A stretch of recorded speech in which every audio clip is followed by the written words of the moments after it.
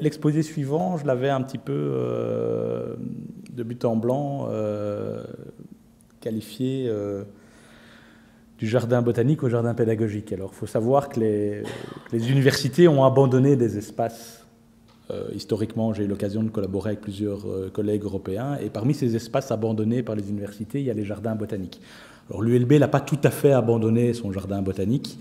On a gardé un pied, mais on en a quand même cédé la gestion à d'autres acteurs. Mais ça, en fait, c'est un phénomène assez généralisé dans le monde. En fait, quand vous regardez aujourd'hui dans la plupart des villes européennes, les jardins botaniques sont devenus des parcs publics comme les autres, même, peut-être pas à Leyde, d'accord, mais avec un background spécifique. Or, aujourd'hui, on a vu, dans plein d'exemples, toutes les maquettes qu'on nous a montrées, le vert est de retour. Les espaces verts sont là, on a parlé beaucoup d'espaces publics. Mais on peut se poser la question du retour des espaces verts et des espaces publics comme espaces d'apprentissage plus ou moins formels. Et donc c'est pour ça que j'ai voulu faire venir, comme d'habitude, une rencontre, une ancienne collègue de haute école du campus oublié de Bruxelles, hein, c'est le campus du CERIA, qui est aussi un campus universitaire, alors pas universitaire mais supérieur, et secondaire, qui a une taille pas si différente de celle du Solbosch, d'ailleurs, quand on prend son intégralité, et qui va nous faire part, finalement, d'un exercice de reconquête par les enseignants. Donc, Edith Singleton, je suis maître assistante à la Haute École Lucé de Brouckère. Je viens vous parler aujourd'hui des jardins pédagogiques éducatifs du CERIA. Je vais commencer simplement par remercier Benjamin, parce que c'est vraiment une chouette opportunité qui m'a proposé ici de venir vous parler d'un projet qui me tient vraiment à cœur. Et aussi, je précise que c'est un projet qui est collectif. Il y a une partie de l'équipe qui est présente aujourd'hui. Et donc, c'est aussi les remercier pour le rôle qu'ils me laissent avoir en tant que porte-parole d'un projet où je joue ma part, j'apporte ma pierre à l'édifice, mais il y a vraiment toute une équipe derrière. Hop là. Alors, le plan de la présentation, simplement, donc je vais vous présenter les lieux pour que vous saisissiez un peu le projet, d'où il est né, et puis tous les objectifs qu'il va poursuivre, avec un focus sur le pôle pédagogique, puisque c'est de là dont je parle aujourd'hui. Et vous dévoiler aussi l'envers du décor, parce que comme partout, le projet, il a aussi ses limites, ses difficultés qu'il rencontre dans la gestion quotidienne. Alors, je l'ai dit, j'ai la chance, il y a 3 ans, d'avoir rejoint une équipe qui était en train de transformer un terrain. C'est la simple pelouse un peu cramoisie que vous voyez là à gauche sur l'image. Transformée en quoi? En tout ça, toutes les images que vous avez sur la droite. Je pourrais déjà m'arrêter là, en fait, parce que simplement, en termes de, comme le disait Tom, de biodiversité, il y a un impact majeur. Et c'est quand même déjà en soi une fierté juste de dire que la nature a pu reprendre ses droits et qu'on a pu favoriser là toutes les espèces. Pour vous donner une petite idée, on a un collègue entomologiste qui a fait un relevé de la biodiversité. Il a pris un grand plaisir à rédiger une 60aine de pages recto verso sur ce qu'il y a comme petites bêtes et comme plantes chez nous. Vous imaginez bien que s'il avait dû faire le même relevé de biodiversité sur la pelouse de gauche, il y aurait assez avec 2 pages à mon avis. Voilà, voilà. Et donc, c'est tout ça que je vais essayer de définir aujourd'hui, avec des perspectives de développement futur et des perspectives d'application pédagogique qui sont infinies. Mais avant de vous parler de tout ça, je vais faire un petit retour en arrière. Donc, c'est un projet qui a vu le jour en 2019 et qui, en fait, n'a cessé de s'étendre tant des points de vue des zones qui ont été aménagées au fur et à mesure que des projets qui voient le jour aussi au fil du temps. Ça m'amène à vous dévoiler en fait le plan général que vous voyez là à gauche. C'est un plan qui avait été au départ proposé par les étudiants de la section architecte, jardin et paysage qu'on forme ici à la Haute École, et puis que j'ai remis à jour dans Word tout simplement. Donc vous m'excuserez la qualité peut-être s'il y a des architectes ou cartographes dans la salle. Voilà, vous ne m'en tiendrez pas trop rigueur. Donc sur le plan, on imagine aisément en fait des frontières. Juste pour vous dire que nous, nos projets ne se limitent pas à cette zone, mais parce que les jardins ils sont situés sur un grand campus qui lui-même s'insère dans un quartier, qui joue un rôle super important dans le maillage vert et bleu de la capitale, aussi par sa proximité du canal. Et donc aussi pour vous dire que quand on fait des animations, il nous arrive souvent d'enfiler nos bottes direction la réserve du Vogelsang voisine. Donc on ne se limite pas à ces frontières que la nature, elle, ne connaît pas.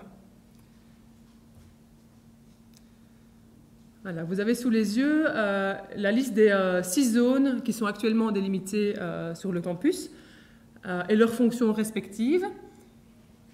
Tout ça est amené à s'adapter au fur et à mesure des projets en fonction des besoins. Et donc il y avait par exemple dans la zone 2 grandes zones libres, des grands triangles d'une 30aine de mètres carrés. Ils ont accueilli la première année, je pense que c'était un projet pour cultiver des potirons pour la fête d'Halloween de l'école. L'année suivante, ça s'est transformé en labyrinthe de maïs dans lequel les enfants ont adoré se perdre. Et l'année prochaine, ça sera probablement transformé en but de permaculture. Et donc on adapte aussi en fonction, on se laisse certaines libertés pour pouvoir avoir une réactivité là sur le terrain, dans certaines zones. Donc ces images, elles ont simplement l'intention de vous mettre un peu l'eau à la bouche, puisque je pense que le mieux, ce serait pour vous de venir faire une petite visite de terrain, parce que rien ne remplace une expérience réelle en vrai. Donc ces images vous mettent l'eau à la bouche, mais je vous accueillerai volontiers sur le terrain si le cœur vous en dit. On parlait de visite de terrain et de terrain d'études, donc ça c'est la preuve que les jardins aussi, ils ont vraiment joué un rôle pour certains étudiants et étudiantes qui se sont mis en projet sur notre terrain. Et donc on a ici l'aménagement proposé par cette section AJP de notre future zone conviviale. C'est un projet qui a été mené en collaboration avec leurs professeurs, donc ils sont venus prendre les mesures et ils ont fait des propositions où nous, en fait, en tant qu'équipe jardin, on jouait un peu le rôle de client, quoi. Simplement vous dire aussi que c'est toujours un projet qui va valoriser l'expertise des équipes enseignantes, ça valorise l'expertise aussi des étudiants et des étudiantes, la main-d'œuvre locale, la main-d'œuvre par exemple d'entreprises de travail adapté, etc., quoi. Avec cette polyvalence qui est vraiment notre maître mot, puisque au jardin, on est une équipe où on va pouvoir toucher un peu à tout et faire un peu de tout, mais on a quand même, pour l'exercice aujourd'hui de ce colloque, représenté ici 3 pôles principaux. Simplement vous faire comprendre que ces pôles, ce n'est pas tout à fait perméable comme frontière, donc il y a beaucoup de projets qui sont menés un peu à l'intersection entre 2 pôles. Je prends un exemple, par exemple, si les professeurs des équipes de cuisine veulent valoriser les légumes dans leur magasin d'application, restaurant d'application, ils doivent avoir participé avec leurs élèves d'abord à la récolte ou la plantation des 10 légumes. Même chose, on organise un ramassage des déchets organiques pour le compostage. Et en fait, les élèves ont le droit de mettre leurs déchets organiques uniquement s'ils ont, eux, participé à l'animation du tri des déchets ou ils ont reçu les consignes de base. Et donc, c'est toujours un peu un prétexte de dire on amène les professeurs au jardin et on en profite pour alors sensibiliser leur classe, etc. Mais j'en reviens à mes cercles. Donc, le pôle que vous avez en gris, donc c'est le premier pôle ici, c'est le pôle de la recherche, puisque les jardins sont un support aux enseignements et à la recherche au sein de la haute école. Donc c'est un lieu d'expérimentation, comme je le disais, pour le corps étudiant, le corps enseignant. Et c'est directement aussi à mettre en relation avec le laboratoire d'écologie appliquée, qui est voisin des jardins. Le deuxième pôle, celui de la production maraîchère. Production de maraîchère où on produit des herbes aromatiques, des légumes, bientôt aussi des fruits qui seront récoltés dans notre verger. Qu'on s'entende ici, en fait, le jardin, il n'a pas la vocation de nourrir tout le campus tous les jours de l'année, hein. Mais simplement, ça sert à titre démonstratif et aussi incitatif pour des équipes. On essaie d'ouvrir un espace de dialogue, de montrer qu'il existe des alternatives au bon bout de bidoche qui baigne dans le beurre, hein, des alternatives qui sont fun, végétales, et on essaye aussi d'amener ça au jardin grâce à nos animations pour les élèves et pour les profs. Donc il y a un travail de fond à effectuer en fait sur l'alimentation, sur l'impact de notre alimentation sur notre santé, mais aussi celle de la planète. Et là, le lien est fait directement avec le dernier pôle, le pôle pédagogique éducatif, puisque j'ai lancé le mot, hein, l'impact de notre consommation sur la planète, et focus donc sur le pôle pédagogique. Voilà, vous avez donc sous les yeux quelques extraits des textes fondateurs du mouvement d'éducation relative à l'environnement. C'est un mouvement qui m'inspire, moi, dans les animations que je vais créer pour les jardins. Et ça s'applique donc assez bien à notre réalité. Donc c'est des extraits de syllabus qui sont des syllabus rédigés par Lucie Sauvé et ses collègues. Donc si vous voulez vous intéresser au domaine de l'éducation relative à l'environnement en milieu universitaire et aussi à des projets de potager un peu scolaires avant-gardistes, il faut traverser l'océan direction Montréal. Simplement, cette dia, moi je l'avais mis là pour vous faire comprendre aussi le contexte plus général de ce qui va inspirer nos actions sur le terrain, qui est le contexte de l'éducation relative à l'environnement, si ce n'était pas assez clair. Voilà. Une dia par rapport aux objectifs et donc les dimensions éducatives et transformatrices du projet. Dans le nuage de mots, donc un aperçu des différents objectifs qu'on poursuit, avec la création pour moi d'un sentiment d'appartenance qui est importante, parce que pour moi c'est un peu la condition sine qua non. Si on veut qu'il y ait sensibilisation, si on veut qu'il y ait engagement des étudiants, des élèves en faveur de la transition, il faut déjà aussi qu'ils se sentent appartenir au lieu, appartenir à la communauté.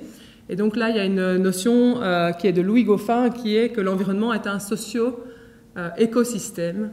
Et donc ça j'aime beaucoup et on essaye, et vous verrez que ça va faire partie aussi du coup des limites, de profiter du temps de passage des étudiants sur le campus pour les faire aussi s'approprier ce lieu, qu'on ne considère pas les jardins du Céria comme notre lieu, mais comme le lieu qui doit servir au bien commun et à tous, quoi. On essaie de développer aussi le sens des responsabilités avec du coup l'illustration que j'aime beaucoup là des 3 sphères d'imbrication.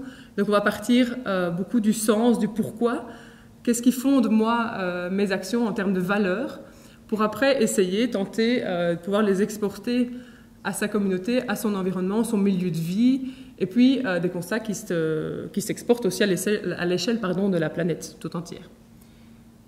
On essaye aussi de permettre à tout à chacun de trouver du sens dans leurs actions après. Pourquoi est-ce qu'on devrait respecter telle ou telle règle, avoir des gestes qu'on peut appeler de écocivisme, qu'est-ce qui se cache là derrière? C'est pas toujours évident pour nos étudiants et étudiantes.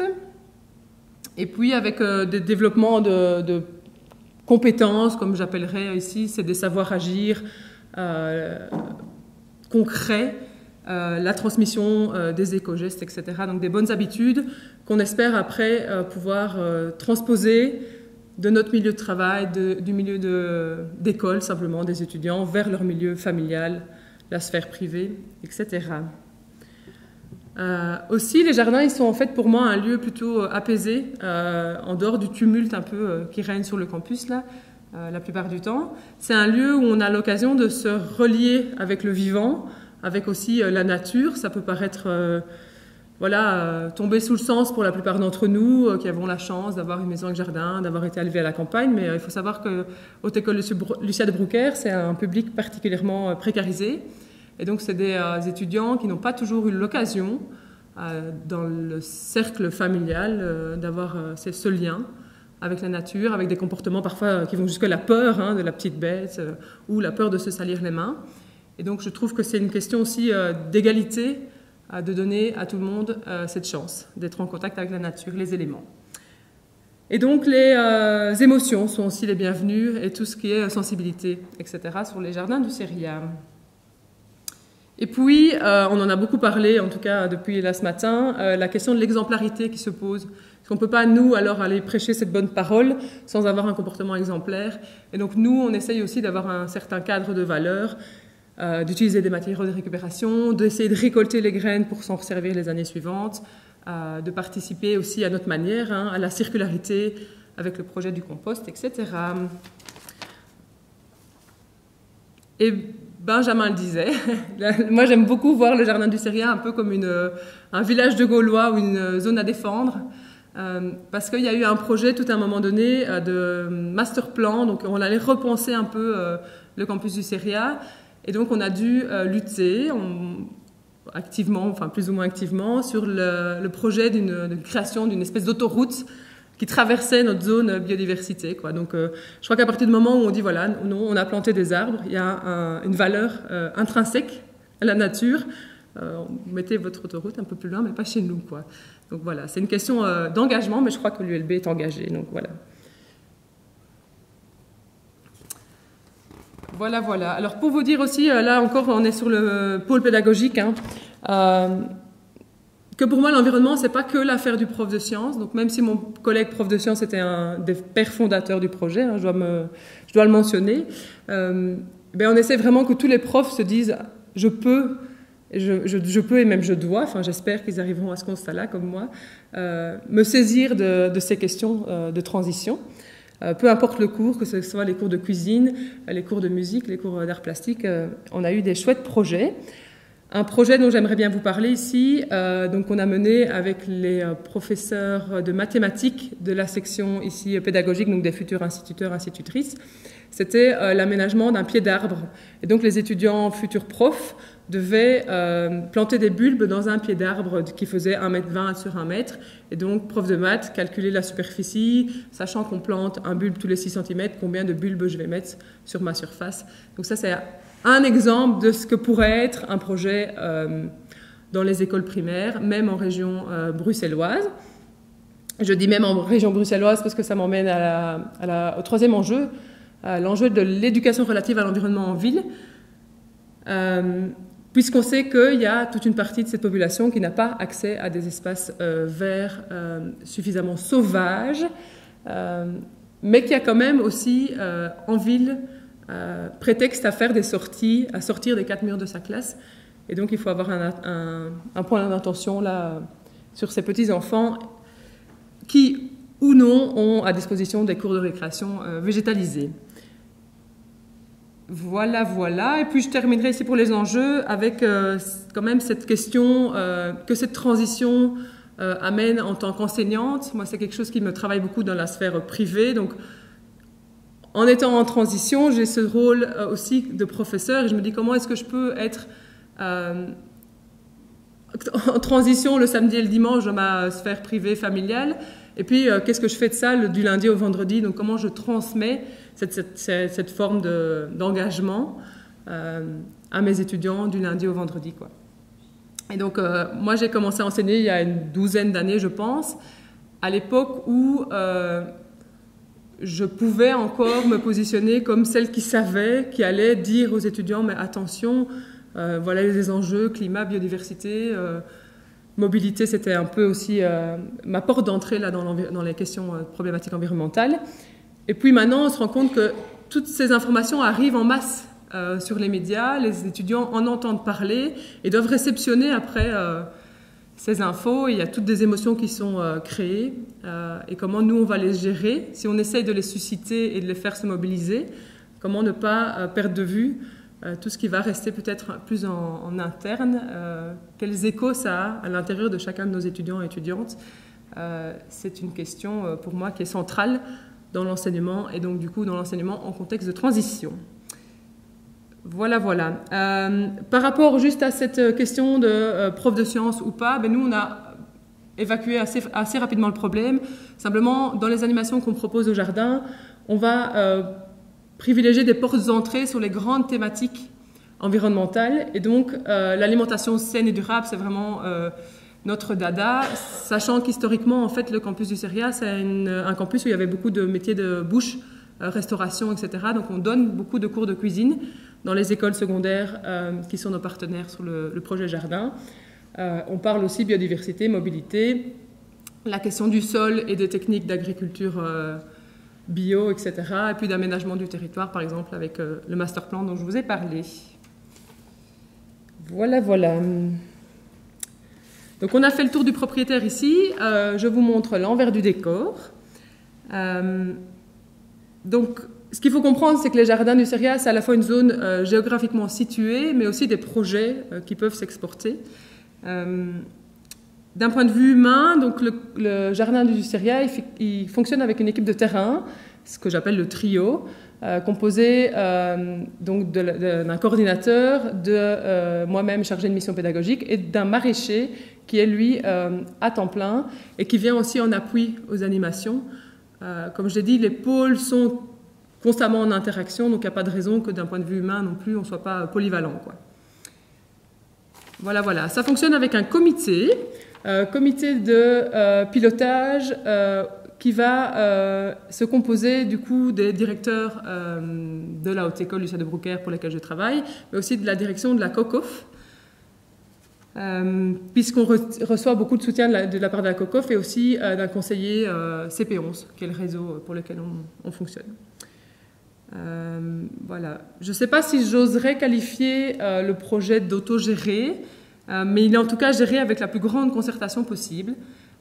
C'est un projet où on cherche, maladroitement peut-être, mais on cherche des façons de fonctionner de manière plus horizontale, plus collaborative, plus collective.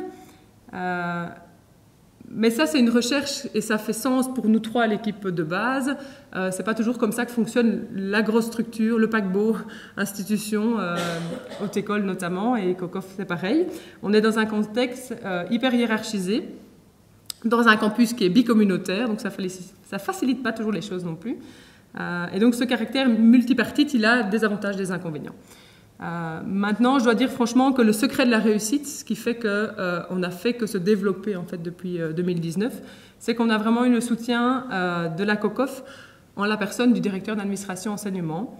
Et c'est ça qui nous a permis de filer droit malgré 3 changements de collège de direction côté haute école. C'est un directeur d'administration qui a cru directement au projet et avec qui on partage la même vision commune de ce que doit être le service à la communauté. Le service à la communauté qui est une des 3 missions de l'enseignement supérieur, mais qu'on met parfois de côté en termes de priorité, selon moi. Service à la communauté parce que oui, en fait, les écoles ne sont pas notre seul public pour le projet du Jardin du Seria.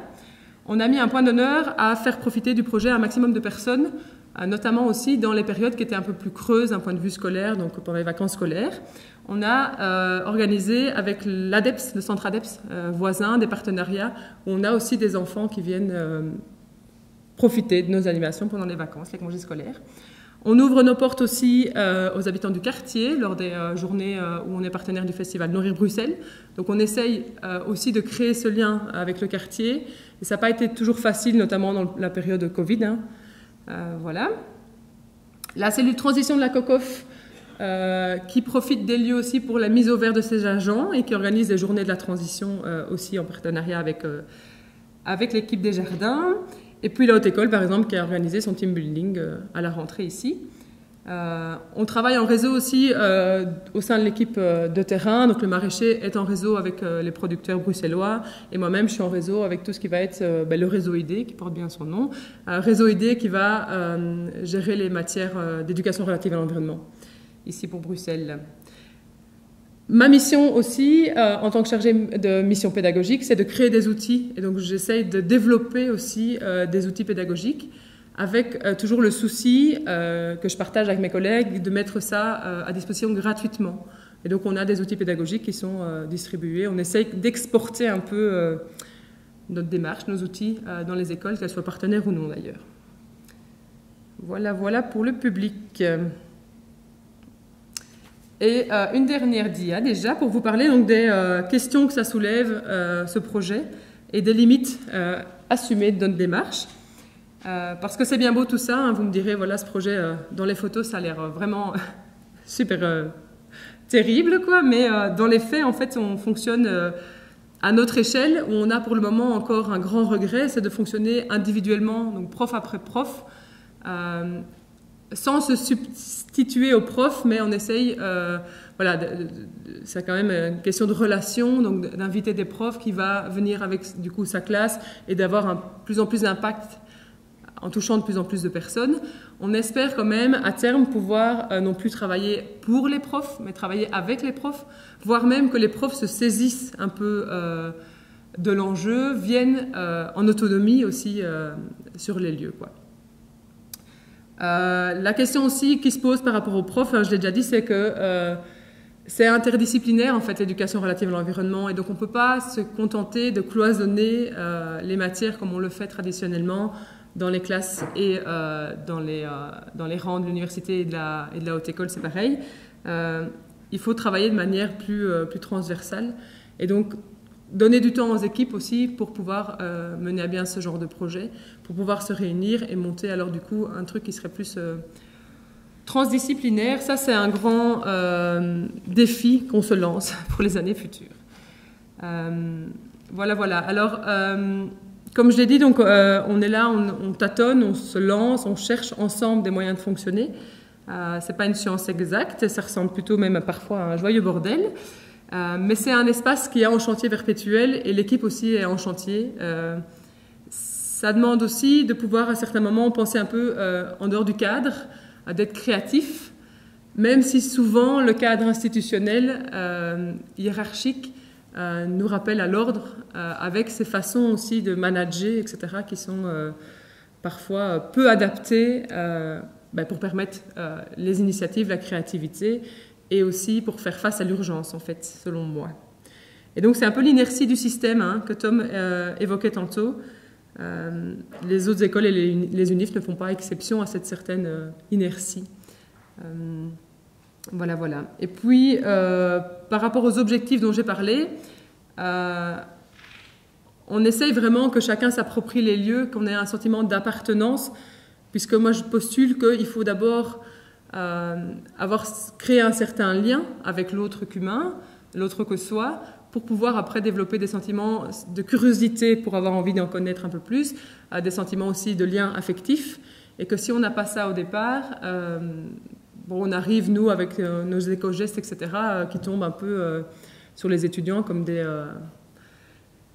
impositions venues d'en haut. Et donc cette question de l'appropriation, de l'appartenance, elle est fort présente chez nous parce qu'on se dit, voilà, on a des étudiants qui passent 2, 3, 4 ans chez nous maximum et qui nous ont vite quittés. Et donc simplement, j'ai conclu avec le fait que, en fait, être enseignant en transition, c'est aussi, comme on l'a dit, un devoir d'exemplarité. Et puis pour les jardins, c'est l'exemple aussi d'un autre récit possible. Donc on voit des étudiants, on emmène des étudiants au jardin, on leur montre qu'il y a une autre réalité, il y a d'autres moyens de faire, et donc de faire transition.